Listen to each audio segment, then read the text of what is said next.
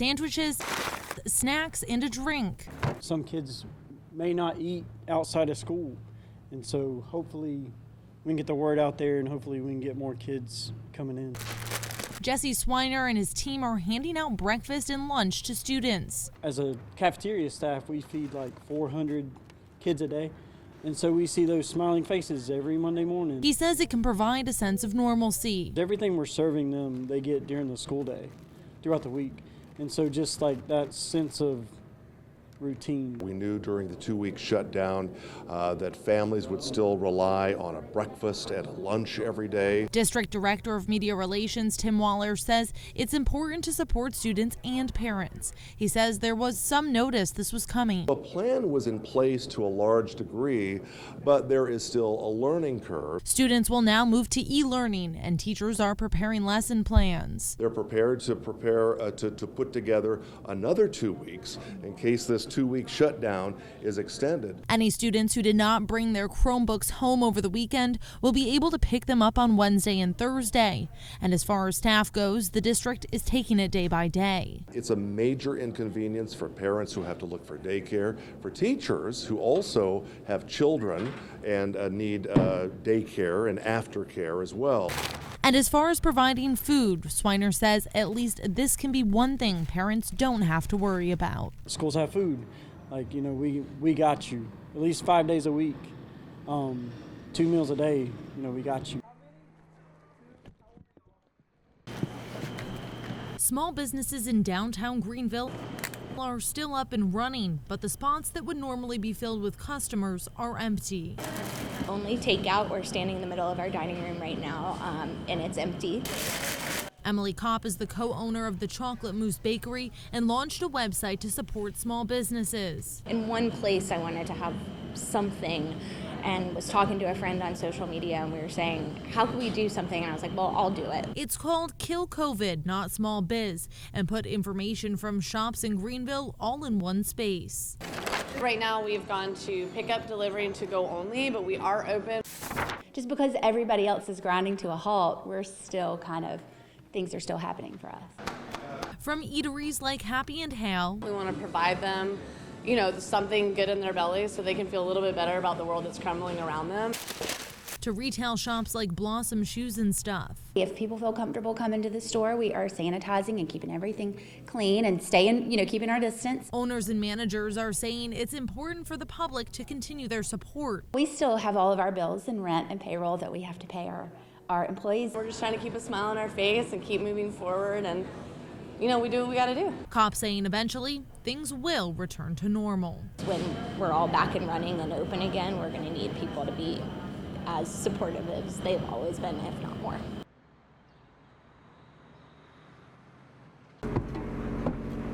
Giving blood, donating food, and supporting the community. Pretty much every single event for the next 6 weeks is canceled. Hi, how are you? Tammy Johnson with High Spirits Hospitality partnered with Euphoria to put their event skills to good use. We thought it was really cool that, hey, we can't throw a big wedding or a big party, but at least we can put together a blood drive, and we get to do what we do best, which is put on an event. They had the Blood Connection mobile donation center on hand and boxes for donations to Harvest Hope Food Bank. Hey, how are you? We have all of the guests checking in their vehicles. They're filling out the questionnaire in their vehicles, and then we're calling them to the blood mobile one at a time as there's space available. Many like Michelle Kipps giving the gift card they received for donating blood back to the food bank. I don't feel like I really need it, but there are people who do, so it's just a good deed, I feel. I pay it forward, I guess. She says this is an awesome way to escape the house and to give back. You don't want to feel helpless, like there's nothing you can do, so this is something that you can do, and it's easy and quick. Johnson is even selling off some product they had ordered for events. We're selling some of our beer and wine off just to try to get some cash flow in the bank and keep us afloat for these next few months, because things are going to get tough. In the meantime, she wants to remind people to continue supporting each other. Do try to do everything you can to buy from small businesses right now, because we desperately need it. On a day like today, seniors would be headed to 8 senior action locations across Greenville County. But since those centers have closed, We have been handing out meals to them, so we have a drive-through set up so they can pick up food. Executive Director Andrea Smith says they always receive funds from United Way, but now is especially important. As this goes on, and it lasts longer. We may end up having some additional relationship with them that we aren't even aware of at the moment. United Way CEO Megan Barb says this population is of high concern. How can we make sure that adults and individuals have access to food as well? She says anyone who doesn't know what to do can use them as a resource. If anybody in our community and of our elders who might need support, they can call 211. And Smith's saying the seniors coming to pick up meals have been so grateful and that this is the time to support each other. I think that's really what's the beautiful part of all of this, and people are locking arms together and making sure people are being served too.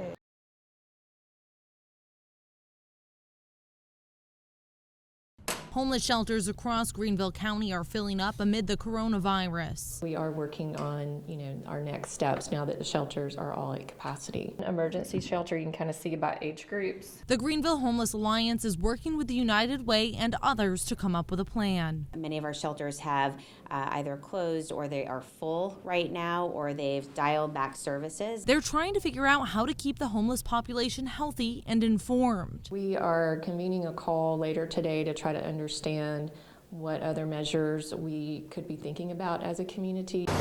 And they're asking for the community to help as well. The Homeless Alliance says right now the best way they can do that is to donate and put pressure on Congress to include this group of people in relief funds. Advocate that our federal funding package should include resources for people experiencing homelessness.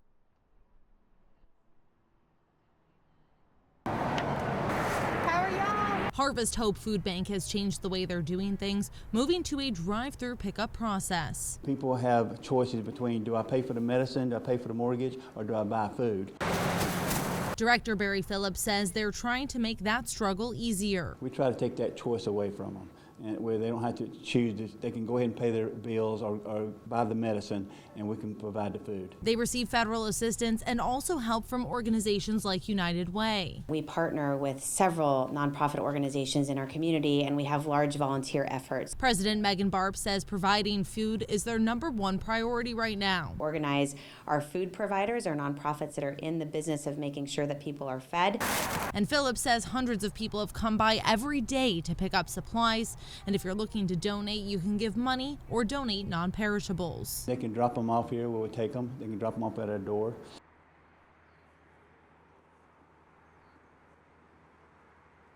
Think back to what my daddy said. He said, boy, in the darkness.